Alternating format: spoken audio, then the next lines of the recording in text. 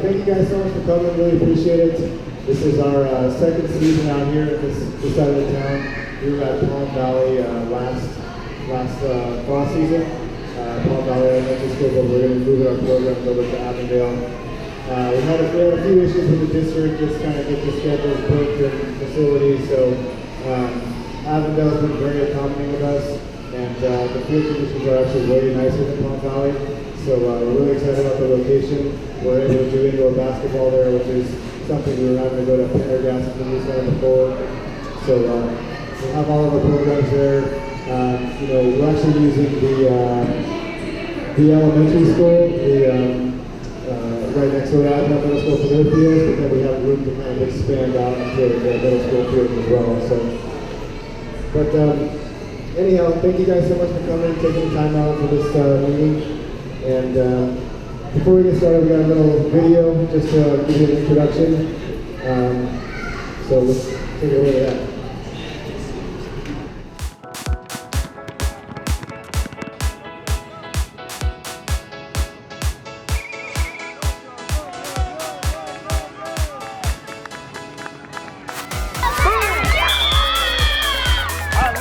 We've been coming to I-9 for a year now, and I like it because the practices are on the same day as the game. It's very organized, and you know what to expect time and time again, and season again.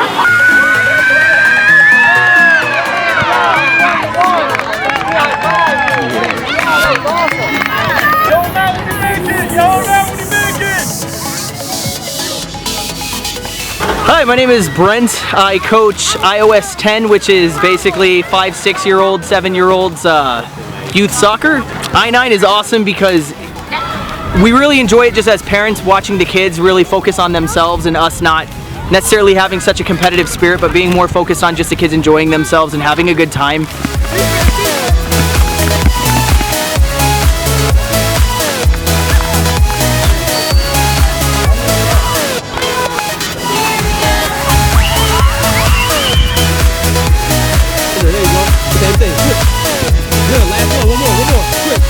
Today's sportsmanship value for our medals is going to be about being a good teammate. Does anyone have a really quick example of being a good teammate? Like a sportsmanship. That's a good basketball example. What about in real life? What about being a good teammate? How about when you help your parents clean the kitchen? You're on a team in your family, right? So coaches and I are going to be looking for really good teammates today. That means I should see a ton of passes. Ton of good passes, tons of talking on offense and defense. Hey, I got my man. I got your man.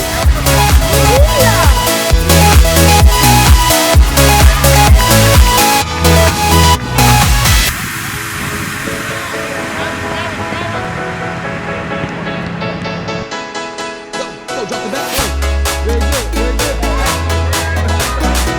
We've made a lot of great friends just through this community. We've got some lifelong friends now. We've got kids that are always wanting to be on the same team year after year, and I9 accommodates that. They allow us to be able to have the buddy system with the team so that we can choose what teams we want to be on the next year if we've played with other kids before, and it allows us to really create good relationships. I love I9. I'm going to be back next season. See ya. 1, 2, 3, hard work! Go, go!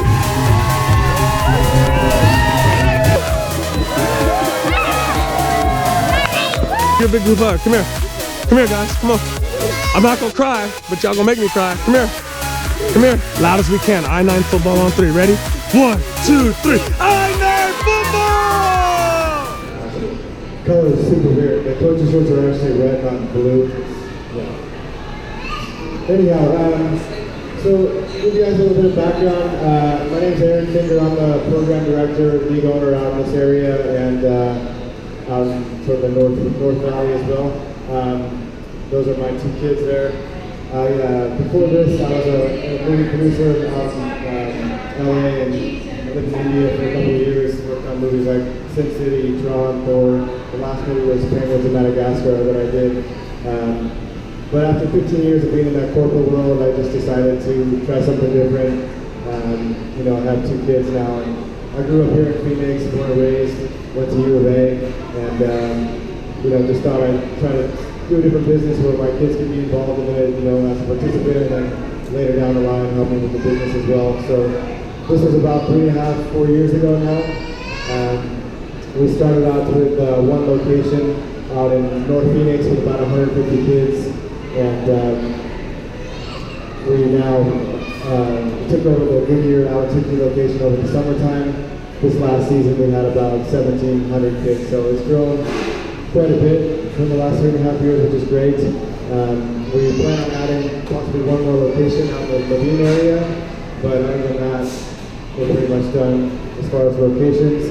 So it's myself, and then there's a couple of guys that own it in Chandler, Queen Creek, over the east side. But other than that, we kind of round out the valley and have sports locations throughout the valley, so we can accommodate pretty much everybody that lives in the central, greater Phoenix area. So one of the main questions we get from a lot of the coaches, does everyone have a roster that's here tonight? We got their rosters? So a lot of questions we get, this is one of our smaller programs which we're just starting out here in Avondale. But a lot of times we'll get, you sign up to be an assistant coach and you're the only one on the roster, and it makes it seem like you're the only coach. And that's true, you're the only coach for the team, but one thing that we don't really say, or it doesn't read on the website, is that for every sport we do have a staff instructor that kind of acts as the head coach for that.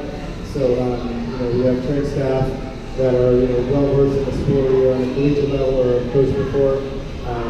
So if you sign up to be an assistant coach and you're the only one listed on your roster, don't worry about it, because our head coaches, our instructors, and they'll be there to facilitate practice and work with you so that you're completely comfortable. Just recently, this past fall season, we kind of opened up the head coach option. So if you've coached before and you want to run your own practice drills, that's totally fine as well. Normally what our instructor will do in that case is kind of spend the first 10, 15 minutes doing things, making sure we're focusing on the right things, because we want to progress over the course of the season, and then they'll kind of dismiss you guys to run your own drills as well. So again, Avondale Middle School, this is a new location for us this winter season. Really excited about it. We were able to make 2 football fields, 1 short soccer field for this season, just because we have a smaller, less kids and smaller age groups, and then we have 1 t-ball field. So as you can see, this is the Latipore Elementary School field, but on the other side, we have the Avondale Middle School field where we can kind of expand out to as our soccer programs and programs keep going. So this is going to be our new home for a while, and we're really excited about it. So for this season right now, we have 2 teams of t-ball, like 8 or 9 players. So if we get some more kids between the end of this week and next week, we will make 4 teams of that 2 time slots. Soccer, we have 4 teams, 2 teams in each division for 3 to 5 and then like a 6 to 8 division. Flag football, we have 6 teams right now. We have a Pee-wee 4 to 7, or 4 to 6, then we have a 7 8 or 7 9, and then a 10 13. Again, flag football, we usually take like 10 to 11 kids per team, but if we get a few more kids over the next week and a half, we will break that up into 4 teams as well. We have the 2 fields, so we'll easily be able to do that. And then basketball, we have 2 teams. We don't get enough in the 4 to 6 division, but we do have kids that we're moving forward with a 7 to 9 program and a 10 to 13 program. So really excited we can do all the sports. Cheerleading we had as well, but we only had a few kids sign up this season, so we'll be pressing harder on that. Getting the word out, doing more marketing in the area, and really trying to beef up our programs here. So the schedule is going to range from about 9 to 11:45 with the field sports, and then basketball will start at 1 o'clock and go till about 3:15. The picture week is, I believe, week 2, the 28th. We'll talk more about that here in a second. How many of you guys have been with I9 Sports before? Raise your hand. Oh, cool. You're the guy. Right on. Oh, cool. So that's great. I'm glad we have some first-time people coming to the program. It brings kind of a new, fresh light to it. So a little bit about us and how we're doing some of the leagues out there. 3 primary core values: fun, safety, convenience. Fun, we take buddy requests. We have everyone's kind of a winner. We all do the sportsmanship medals and participation medals for everybody. We have stamps for our 3 and 4-year-olds that don't get medals so they don't have a fit on the field. So we take care of them with our 3 and 4-year-old stamps. Safety, you know, we background check all of our coaches and staff, so we're in good hands there. Mouth guards are required for flag football and basketball, just to keep safety there. We have a concussion, you know, well down to the non-policy, and you know, we have first aid kits and whatnot on the field. Convenience, as you guys know, it's practice and game once a week on Saturday, so there's no game practices for your teams. You just come to the field on Saturday, you have a practice and a game, so it makes it very convenient, very easy. You guys can check out the website for your mobile app, you know, check your schedule, everything like that, so it makes it really easy to sign up, to register, to buddy request, to get all the information you need there. So throughout the course of the season, you guys will be getting 2 emails every week from our office. On Tuesday, you'll get our bi-weekly practice plan. So you'll get that starting next Tuesday. And that's going to have the sportsmanship value topic that we're going to be going over at the field with the kids that week. It's going to have the rule book for all the sports and a bi-weekly practice plan. So if you're on football, you know, you want some ideas for drills and whatnot, we have that laid out for you for the first 2 weeks, and then we send out weeks 3 and 4, 5 and 6, and a week 7 practice plan as well. So we have all the material. You guys are free to use your own material, but that's one of the things we like to provide to our coaches, just so you have a lot more things to work on. There's also on the website, if you check out that, they're a little bit different on the website. The website stuff is from our corporate office. Our practice plans are designed by the man in the back that you'll hear from in a little bit. Mr. Will Lofton, he's been coaching forever. So, and then on the right or the left, that's our weekly newsletter that you'll be getting every Wednesday. So we have a site manager at all of our sites that go around kind of taking pictures. You guys are out on the field coaching, so you're not out there with your cameras doing selfies and whatnot on the field.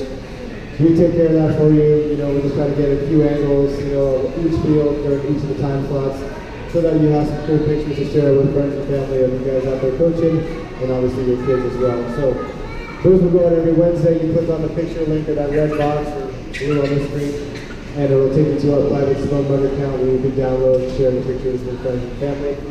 We'll also talk about, this will go out to all the parents as well, so they'll talk about what the sportsmanship topic is for that week. Any other important information about the field, any updates will be in our weekly newsletter. We have a lost and found at the field as well, so if there's any lost items, we always take pictures of the items, post it on the newsletter so that people can identify missing objects.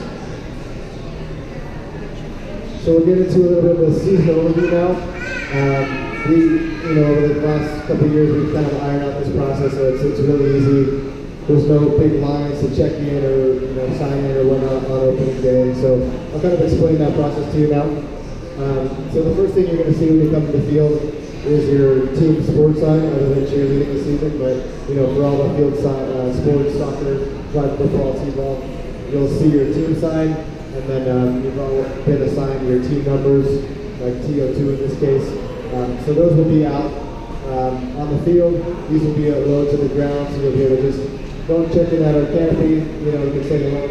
But all your information is going to need is going to be in your coach's bag, which you're going to find underneath behind your team sign here. So the coach's bags, when you guys see these, just double check to make sure the number on the bag matches your sign, so that sometimes they get mixed up and you're not digging in someone else's bag and going through it. Just make sure to match up the number to number. So the next thing you'll want to pull out is your name tag, your official I9 Sports Coaching name tag. So you'll have that, and then your coach's shirt. And the video is blue, but they're actually red. So we know it's the winter season. It's cold out in the morning still. You guys can just layer up, but we want to make sure that the coach's shirt is on the outside of the clothing. That way the parents and kids and everybody can identify you guys as the coach. Next thing you want to take out is your roster, just to take a look. We always post the latest rosters in the coaches' bags. They'll also be available online as of Thursday. Tomorrow or Thursday we'll publish them, so you can check all that stuff online as well. Right now if you log in, it might say you're not a coach or something like that, but tomorrow when we publish it, you'll have access to all the rosters and the schedules as well. But yeah, take out the roster, make sure you have all the latest kids there. There's no really need to dig into the coaches' bags yet, pull out jerseys. We like to have you guys have about 75% of the kids on the checked in with you. We have a pen in the bag as well, so just kind of check them off as you go. But once you have about 75% of the kids, then you can make your way out to the field and then start distributing the jerseys. On the roster, you'll notice, we have the field number written down. Obviously, the flag football with 2 fields. That may change for you guys. T-ball is just 1 field, soccer is 1 field, so pretty easy to find. The other thing to note is that the jerseys will be flipped to the right appropriate color, so you don't have to worry about reweighing the gray this week, or navy rather. That'll be done for you guys. So one thing, we recommend on opening day that you guys get there about a half hour early, and that is just to check in, put on your coat for sure. If you use the restaurant facility, they have that available as well. But we like to, if you do have time, we have a name tag for everybody on opening day. The name tags, as you can see, or maybe see, they have stars underneath the players, and that represents kind of how many seasons the players play with us. So you may have a guy that's played 6 seasons with us, or it could be his first season. Just gives you guys an idea of kind of who's been through the program before and who's brand new to it. So again, if you get there early and you have some extra time, we recommend go ahead and just putting the name tag right on the jersey. That way when Mr. Lorenzo checks in, his name tag's already there, and he's flip on his jersey right away. It's already flipped to the appropriate color, so it's pretty easy to go. So we recommend that. If you're a T-ball player, instead of putting the name tag on the jersey, we recommend just putting them on the brim of the hat like that. That way, when they're putting on their hats, the batting helmets and whatnot, and taking off their hats, these things don't get mixed up, left behind. It's just pretty simple. You can also, with a Sharpie, just write the name's initials, as these name tags may fall off or come off later in the season. Cool. So that's kind of what's in the coach's bag. For flag football, we used to put the flag belts in the coach's bag. This season, we're gonna, it doesn't really make sense. There's 2 types of flag belts. There's a white and a black one. The white one represents like the small, extra small jerseys, and the black is like a medium or large, extra large. So we're just gonna have the flag belts in a bin next to the field that you guys can just grab the appropriate size. We'll have plenty of them. That way you're not worried about taking these out of their bags and the wrappers and whatnot. So we'll make that process a little bit smoother going forward this season. So once you have about 75% of your kids, as I mentioned, you guys can make your way out to the field. And the most important thing after distributing the jerseys to the kids is to come up with your team names. So we would recommend coming up with 2 team names because we don't want to be called the TO2s for the rest of the season. We want to be the Ninja Sluggers or the Dragon Vampires or whatnot. The kids have a lot of fun coming up with those names.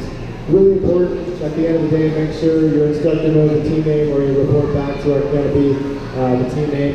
You can write them on the roster right away so you don't forget it.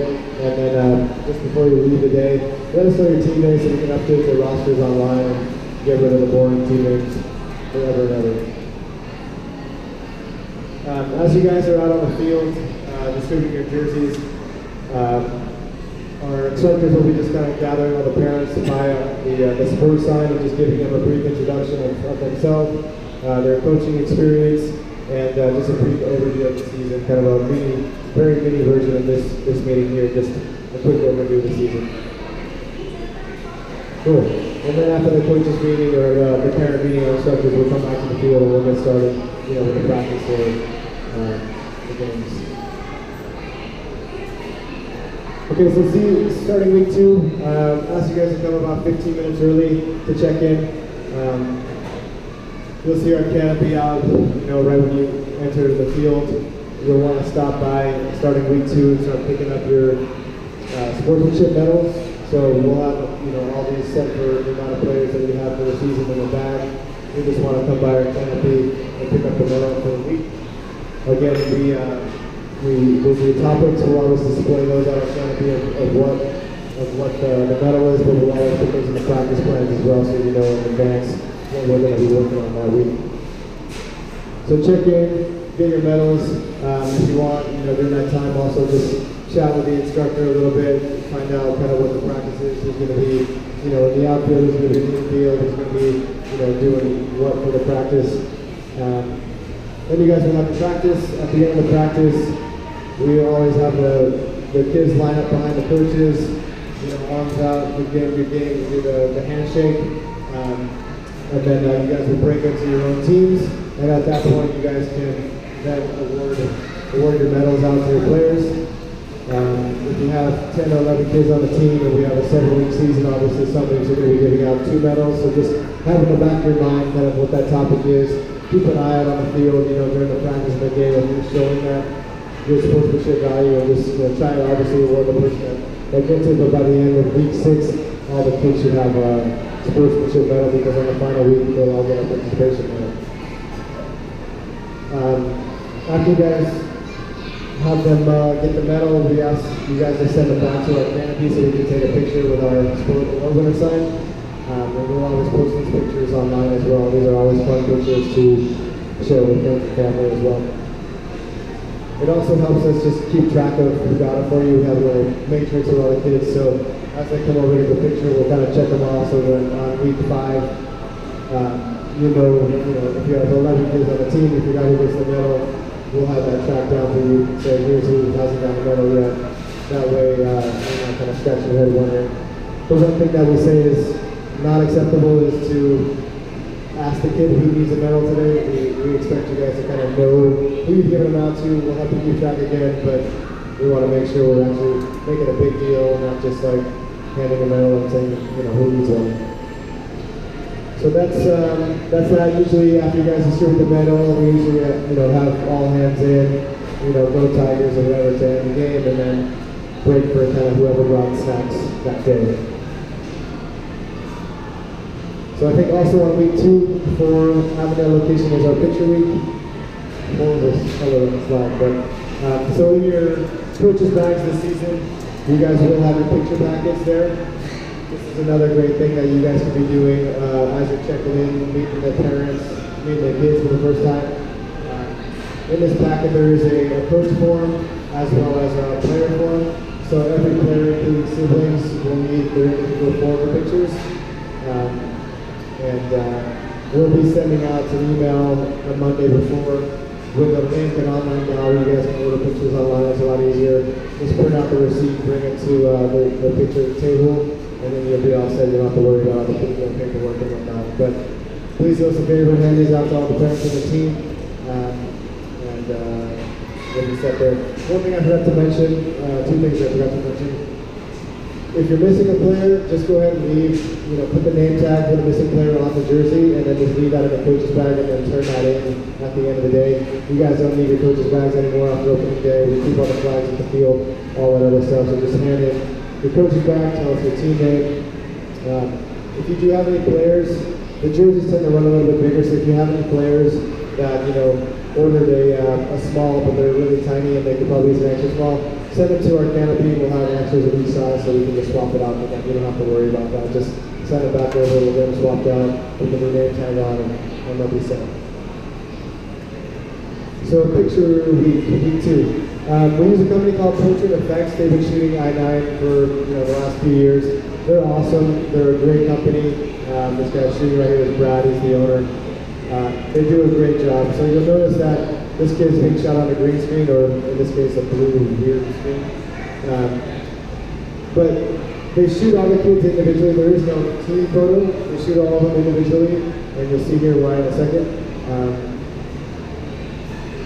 Because at the end, instead of a team photo with kids looking the wrong way, there's a nice quality photo. All the kids looking in the same direction. No one's picking their nose. No one's looking down. Everybody is looking the right way. They're all in the right colored jerseys, and they digitally composite like the soccer, the net behind the basketball. Really good stuff. You guys as coaches will get a free coach picture. That's kind of our thank you for being a coach with us. And then if you guys purchase pictures online, you'll get a free luggage tag as well, which is kind of cool. So picture packets, make sure they go out, and we'll send out the schedule. Obviously, all the teams, they start at 9 o'clock usually, so some of them will start early. We might start T-ball at 8 o'clock, and if we do that, we'll try to move the practice time to 8:30, just so you're not waiting until 9 o'clock, after you've done the picture time. So hopefully everybody gets there, it runs smooth, and everything starts probably early that day, just to ensure everyone gets the picture done. So So week 3 is just a normal practicing game. Week 4, also practicing game, but we have our surveys go out this week. Just to give you guys a heads up on the surveys, this is something that's not sent from me, it's sent from the corporate office in Florida. The email doesn't come from I9 Sports, it comes from Listen 360 is the company name. But these surveys we take very serious. You know, it's kind of a gauge on how we're doing with the programs, and kind of lets the corporate office know as well how the individual franchisees are doing. But something we pride ourselves in this organization, at least I do, you know, all around our staff. We take the feedback serious, and one thing we like to say is, don't wait till week 4 if you guys notice something on the field that's bothering you. Let us know week 1, week 2, whenever you see it, so that we have a chance to fix it and still earn your 9s and 10s on the surveys. So we encourage all of you guys to take the survey, all your parents to take the survey. That way we have the best kind of litmus test of how the program is going, so we know what to improve upon, or we know that we're doing the right things for you. Yeah, I think there's also like a $5 gift back to you guys if you take the survey or something like that. Cool. Week 5, standard practicing game. Week 6 is our Coach Appreciation Day. This is something that, again, we pride ourselves with. Thank you guys for being coaches. Without you guys, we wouldn't have an organization. So we sent an email out to the parents letting them know it's Coach Appreciation Day. People have done gift cards in the past or cookies or whatnot. We say just a simple handshake goes a long way. Thank you guys. Instead of sitting on the sideline playing with your phones, you guys are out there teaching sportsmanship, helping, being leaders to these kids, the future leaders.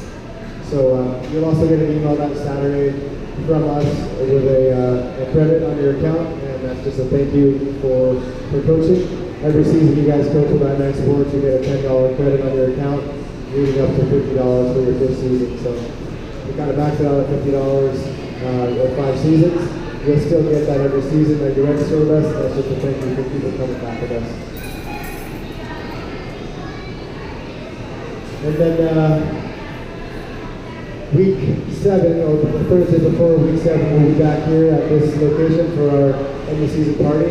You guys would have got this handout today. Just to explain a little bit about the pizza party. This is a fundraiser for us. We use the funds for our scholarship grant program.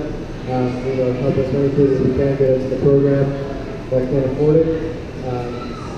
So you guys are not responsible for purchasing pizza for the team first and foremost. It's not free pizza for anybody, but Peter Piper has kind of come up with this package for us, which you guys will be getting, these coaches packets on week 5 that'll have some information about it, the coupons on it. But it's something that, if you guys plan on going as coaches, reach out to your team, either on the first week or the week before, or when we get these packets. Inside the packet, there'll be a flyer to hand out on week 5 to all the parents. There are also going to be an MVP, 10 free tokens. You guys can take these home, fill them out with the players' names, bring them back the following Saturday and hand them out. If you guys don't plan on going to the party, at least the kids will have these filled out that they can go. But as far as the pizza party, we would like to recommend getting an RSVP if you can. Asking the parents who plans on going, because if you have 10 kids on your team, 3 extra large pizzas is going to feed them easily. For $44, it's just a couple dollars each. It's a lot better than them showing up here and paying, full price for pizza. Just going as a team. Also the token deal and whatnot. The kids will have fun for a good hour, 2 hours, or you guys can enjoy yourself as well. We always do a end of season, raffle. Peter Piper raffles a bunch of stuff out. We always do a $20 off promotion for the following season, so you guys can take advantage of that. Register for the spring season or summer camps or whatnot. But it's a lot of fun. Instead of just the token games, Peter Piper, they do like throw stretching contests, ice cream eating contests for the kids, things like that. So they make it more interactive and more of a kind of a family team environment. So that'll be the Thursday before the last Saturday. And again, if you guys can RSVP to that email on the flyer, you guys can keep those, and we'll hope to see you guys there as well. And then week 7, the last Saturday, instead of checking in and getting your sportsmanship medals, you'll all get the participation medals. So we'll give you guys a bag that'll have a medal for each kid on the field. At the end of the day, the last game, you have to just have a little mini award ceremony with your kids, sit them down in a semicircle, call them up one by one, put the medal over them, and you know, congratulate them for a big season.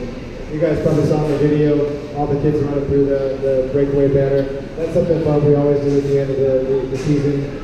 So we'll call over all the parents, have them pull a big tunnel, put on some Eye of the Tiger, and have them blast through the banner before their last practicing game. It's a lot of fun. The kids should already come back. The highlight of the day for sure. Yeah. So I think that's all I have. Roy, ready? I'll turn it over to Will Lawson, who's our lead instructor for this Greater Phoenix franchise. Check. Could you be back there? Or? Decent. Thank you guys all for coming out tonight. Appreciate your time and effort. Really, this wouldn't be able to happen without great energy from parents, volunteers like yourself, and just general overall staff we have. So I really appreciate the support you guys have out there for us. For our volunteer coaches, one of the things we really like to keep going is the uniformity in our program, starting with the actual uniform. So we give out the red shirts and section before to kind of give just an overall image of how we are. You guys are the coaches. The instructors will have their uniforms on as well, and it gives the parents a reference as far as where they can go to ask questions to, just exactly who their coach is. With being a street coach, it's really hard to tell. We also give you a lanyard too, so you have your name there as well. But just be willing to wear your shirt and have it with you. Understand laundry happens, stuff happens, and it can get mixed up or something like that. But do your best to be dressed and look the part every week. It really helps the kids enjoy it too. It gives them somebody to kind of key in on as to who they're learning from. And then makes the experience really cool. For attendance purposes, we gotta have you let us know if you're gonna miss. It's really important. Not that you're gonna be in trouble or no penalty or anything like that to your team or you, but it really makes the program weird, the class weird, if you have a coach randomly just not show up. The kids are looking for where to go and what to do. The instructors always, their job immediately changes from helping with the entire class to maybe helping with just one randomly. And it just can be avoided. The confusion can be avoided. Maybe the absence can't be, but the confusion can be avoided if you just over communicate. Say, I can't make it, and you can let us know. Obviously, emergencies happen, but in the future, we just want people to let us know if they can't make it, just so we can cover ourselves and the program can keep going. Parents can still enjoy it. Everybody can still get something out of it. If we can make that just small gesture, it really helps a ton. Explain.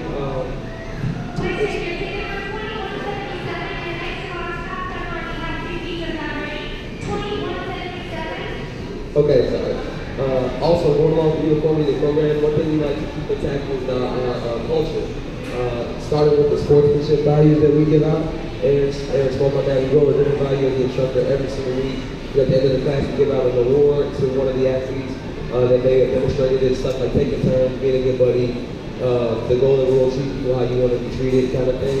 We encourage them to do these things not just for the basketball or the sport's sake, but because they're all traits they can carry over into actual life and help them in general overall. Everybody can get better at sharing, everybody can be more patient, everybody can learn to live to help another person. So we really want to make sure we're keeping that in mind when we're coaching, and we're setting the example first. Instructors and coaches first, because the kids are going to do everything we do.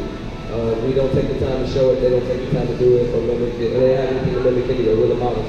So we really encourage us to all come with positive attitude and energy, and as best you can, obviously things happen, you may be upset or something like that, but try to give the best for the kids, and it's really all for them at the end of the day.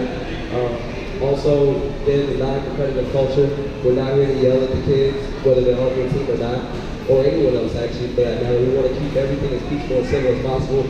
So do your best to make sure, remember that we're not here for win or loss. We really just want to make sure the kids get reps.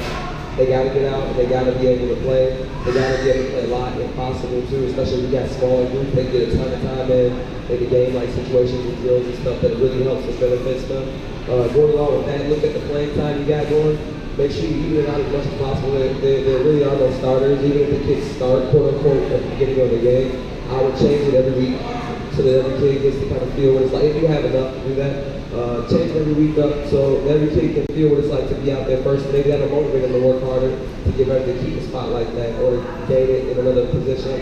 but do your best to equal out the playing time as much as possible, as well as encourage your kids to keep the field clean, to give out snacks during the season. So encourage your kids by obviously setting an example. If you see a piece of paper or something, just pick it up, throw it away. You don't have to clean or mop the whole court or field, but if you see something, don't walk past it. Just clean our field, help keep our fields clean. The kids do it too. It's really, really, really easy. Most of these places we don't own or anything like that. All these places we don't own. They're usually elementary schools too, so we try to keep the school as clean as we can, because we do definitely bring a lot of energy, a lot of people there, so we want to make sure we're encouraging the kids and ourselves to clean up. And coaches too, along with the communication that we're going to have to ask for, trying your best to learn your kids' names if you can. I got thousands, I feel like, the kids I see every season. I'm not going to lie, I'm not going to remember everybody's name, but I mean, you can build a relationship, give them a cool nickname, like your purple shoes, your backwards hat, every week kind of thing. Find a way to connect with them so that they know you know them, literally, and they feel like they can come to you and they feel connected to you because you are their coach. And sometimes, a lot of these times you get beginners, a lot of times you're the first coach they've ever had. So give them a good memory so they want to come back and not just enjoy the sport here, but just in general. Maybe coaching the next Kobe or something like that, or next A-Rod, you never know. It might be your fault. It might be because of you. So make sure you're learning their names and build a relationship with them. For our parent communication, I'm going to do the next one for you. Parent communication. There we go. Reach out to your parents. It's Wednesday now, so we have a program going on this weekend. Hopefully you already reached out by email to some of your parents or all of your parents and just email them, nothing too personal or crazy. Just say, hey, I'm your coach. Nice to have you with me, glad to have you. Can't wait to coach your kid. Boom, that's it. One sentence will do. Just reach out and let them know that you actually are human and you'll respond if you reached out to and you approach. And if you take that first step, a lot of times the parents will come to us too. And it gives you an open lane to talk to them in case you want to congratulate them, hopefully, about their kid, or if you have an issue with a kid, you feel comfortable saying, hey, little Bobby never wants to play, ever, and he always disrupts the class. You can be able to reel him in a little bit for me. You watch the whole last practice while he ran around or something like that. But if you're willing to reach out and get in touch with your parents, as well as your athletes too, just give them a high five or a good, like, email, again, that goes a long way. Telling somebody the kid did well really is encouraging. The kid will see it, he'll be happy to know that you actually are watching and paying attention to. That helps a lot. Encourage your parents to sign up for snack early so that we know what the list will look like or the order will be, so that we're not left after one game, one team enjoying a snack, the other team enjoying nothing. Everybody have to share. Sometimes I've had a situation where kids would share. It was really cool, but unnecessary. Make sure you have your team ready with their own snacks. If you can, encourage your parents to bring real food. Please, food, water. They're running around in the sun most of the time, in the desert. You want to bring hydration for them. Juice doesn't always help. Sugar doesn't always help, especially that early in the day. So again, try to encourage good behaviors and attitudes for the young athletes that we're raising so that they can mimic them later on. Also, our last communication for the year, we also have a picture day. You can reach out and let them know if they have questions about that. And the last day, we had a party at Peter Piper, like you mentioned. Just let them know, give them a heads up where it's at, what time it is, in case they maybe don't know. Also, if you're not going to be there, let somebody know. Again, just give a heads up. Otherwise, you have a whole team full of your kids show up and you're not there. And it looks weird or it feels weird to them, and they're looking for you. At the least, we can have the other coach take the whole group and kind of hub around him, because they may know the coach not as well as you, but they know somebody and it can run a little smoother if you just know you're not going to be there. So again, just let us know. That would really be a great help. And really quick, just to highlight a few of the rules that we have for our sports team. We try to keep it really simple. Again, it's about the kids getting reps and as much time as they can, and then learning probably the most basics of your sport. So for soccer, for the littles, Pee-wees, and super Pee-wees, we only go 4 quarters, 6 minutes each quarter with no goal people. Just gives the kids a reason to stand around most of the time, and the kids don't know how to play goalies, so they end up playing in the net almost always. So just give it a chance. In the past, if you really want to have something to simulate it, I've set up cones around the goalie box. There's like a no-go zone, like you can't go in there with the ball goes in there, we just reset it, and that way they know they can't walk in there where a goalie would have got the ball. And it stops overcrowding at the net or anything like that. That's the other thing they'll have. If you have a goalie, you'll have 7 kids on top of one, kicking the ball, and this one guy, he doesn't know what's going on. it can get cluttered. So we keep the goalies out. Just let all the kids get the chance to run and play the position, encourage spacing and things like that in all sports.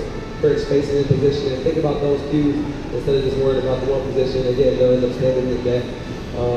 For our juniors and seniors, we run the same way. It's again 5-on-5, but we do have a goalkeeper for those guys. They're a little older, they can understand. Just make sure you rotate them. Don't let one kid be the goalie the entire game. Again, you'll have one kid standing there literally 20 minutes and the whole game will go by. He hasn't moved once, maybe, or just hasn't really involved. So encourage the kids to get involved by giving them different roles in each game if you can. Depending on your numbers, obviously, that may not be possible all the time, but just try your best. For the field, and this is for any sport, we encourage about one coach on the field at a time. I suggest 0. You want to really try to push and build independence in your athletes, and lose the idea that they have to hold someone's hand while running around out there playing their sport. Encourage them to get out there, trying their own, and then come back and tell you about the great play that they made and had fun with. But get them out there learning and making them with the kids, being more social and just without a parent. And it's how the game is actually played. You want to try to mimic that as strongly as possible. There's nobody's parent on any other court other than this one where we're instructional. So we try to limit it or try to get it to the point where they can play on their own as quickly as they can. We don't play all sides other than in our senior division. And for, again, any other sport, this is only for here, but we want to encourage no tackling, pushing, kicking, slapping, anything violent. Just leave it out. We're, again, non-competitive. We want you to be aggressive, but not violent. There's a difference. Really fine line in some cases, but we want to make sure they're trying their hardest, but nobody's getting hurt. It's not that kind of fight. You don't have to have anybody be there with crutches or anything in a non-competitive league. So make sure that the goal is fun first and competitive play second. So while we're enjoying it, we shouldn't have anybody getting hurt or anything like that. For our T-ball games, coach pitch and T-ball, we have both. The kids play the entire game. So both sessions, they'll have every kid back one time around, so you don't do outs at all. Yeah, we don't do outs at all for any division. We just have everybody back through their rotation, and then they switch sides. So everybody gets a chance to get the at-bat, which is really important because the coach pitch kids get to practice hitting off of the pitch. T-ball kids get a chance to swing, and most of them get really good at hitting the ball. They got the opportunity to get there, learn, and everybody gets reps in one inning. So it's really cool to see that. We don't keep runs or stats or anything like that either, again, because we're trying to promote the skill, the actual skill of the game that we're teaching. So find ways to cue anything we're working on, whether it be spacing, whether it be how we're throwing it, whether it be how we're catching it. Encourage them to use a cutoff guy if they're in the outfield or something like that. But all kinds of other stuff we talk about before we start speaking about the score. If you get asked about the score, tell the kids you don't care. Say it doesn't matter. It's not a big deal. We're not here for that. We want to promote the next play being better than the last kind of thing. So don't worry about the scores or anything like that, especially for these levels. For our older kids, if we get the opportunity to get a really good group, we can use outs and start to teach about it. But a lot of the times, the kids you guys are going to get are beginners. They've never touched the ball before or never seen a bat or something like that, or this their very first experience on a team. So you really almost never get to the chance to force it out. Or go to that, but you can always teach it as a coach. You can always tell your kids about it, inform them how to play the game. Again, you may be the first coach they've ever had. Give them that information, even if you don't necessarily have to play the game that way. They can definitely still learn from you in that way. Oh, last thing, coach pitch baseball. If you're a T-ball coach in here, make sure you limit it to 3 to 5 pitches. And then grab the tee. Please don't throw 10 pitches just trying to get hit. Only because we got kids waiting. If you have a smaller group, we can understand giving them a few more opportunities. But for the general rule of thumb, we go 3 to 5. Then we grab the tee. They can do it off the tee. They still get to hit the ball. We just have to get the game moving and keep it going so that everybody gets a chance to play in that little short time we have. 30 or 45 minutes to go by really quickly during the games. And next up, we got basketball, which is my favorite. Really easy sport with the coach for the most part. We do no jump balls for the littles. We do rock, paper, scissors instead. It's really fun. They like it a lot.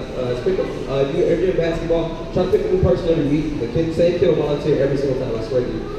Pick a new kid every week, try to get more people involved and want to do it, and just gives them something else they can be happy about during the game. For the older kids, we will jump the ball in the beginning of the game, but every time after that, if it's a tie-up or a situation where we can't determine it, sometimes we'll have one ref on the field, on the court. For basketball, I didn't see the call over necessarily, and the parents parents, I can't trust them because they're biased. So we go rock, paper, scissors for the kids that was in between. They really like it. They have fun with it. Big deal in basketball to me is movement violations. I hate seeing kids run with the basketball. I can't stand it, so we try to disencourage it as much as possible. Because there's always another option. Usually passing is an option instead of running with it. But really encourage them to keep dribbling. For the youngest one we have, you won't be able to stop it. It's gonna happen. But so you don't need to turn the ball over or anything like that, or yell at them or take them out. But just talk to them. Mention it again, just like the outs.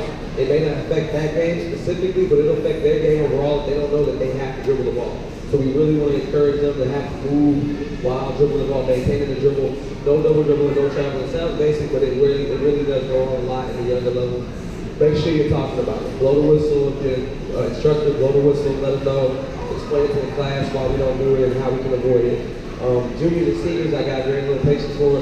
First 2 weeks, I give them to kind of get the hang of it, and then after that, start blowing the whistle. If the turnover, show what's actually going to happen to them when they go play at their high school, their middle schools, or you got some of the kids a little older, maybe they're going to high school soon. Show them what's going to happen. Give them that time to learn. And most of them are old enough and aware enough to know. They already know they're not supposed to do it. They just do it if they can get away with it. So we got to make sure we're on top of that. Flag football, pockets, we have to tape our pockets down. There'll be tape at every site manager's desk, so just ask up front. We had an injury a couple seasons back, kid hurt his finger, reaching for a flag, got caught in the pocket, and then dislocates or breaks, so it damages. We can avoid it just by being prepared. Take pockets down. If the ref sees it, you know, your pockets taped, they're going to call you on it, they won't let you play. Just like the same with the mouth guard, any other equipment that we require, we want to make sure we have all of that intact when we're out there. We have a blitzing rule where we can't blitz unless you're at the marker. Our instructors will have a beanbag we set out. And depending on your age group, Kiwis will be 7 yards, older kids are 10. We do that so that you still are allowed to blitz, but blitzing really doesn't dominate the game anymore like in that way. So you can still teach kids how to blitz and how to rush the quarterback, but most of the time it doesn't necessarily affect it. In this level, at this level for our guys, so the quarterback is allowed to move if he's being blitzed only.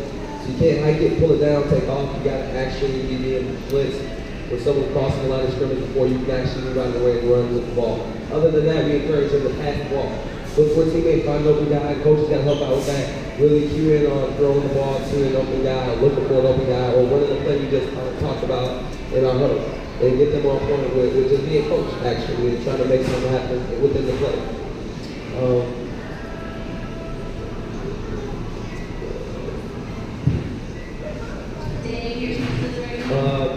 Pass interference, we usually don't have to call, but pass interference, blocking, and flag guard, those are things that we really look out for a lot. They're all refs discretion calls though, so make sure you explain to your kids what each one of them is so they actually know. In our pass interference situation, all of the double possessions will go to your offense. You don't necessarily have to tell the kids that, so they don't try and tie it up, but just so you know, if there's double possession, go to the offense. PI though, it's just really up to the ref. Make sure your kids just are playing the ball and not being too overly aggressive when it doesn't ever get called. Really, blocking and picking is really easy to do, so warn them. If your guy has the ball, get out of the way. You don't want to be confused with actually trying to block and get away. Even if they're trying to score, so we see situations where the kids running for a touchdown, you don't want to be right on the side of them celebrating. Because if the guy's trying to get the flag, you can be confused with blocking. Or picking, that could be a penalty, you can lose the score for that. It could be a weird situation. So just tell them if they want to celebrate, wait till the guy scores in the end zone, then we go ahead and jump around the dance, whatever you want to do. But definitely want to look out for that.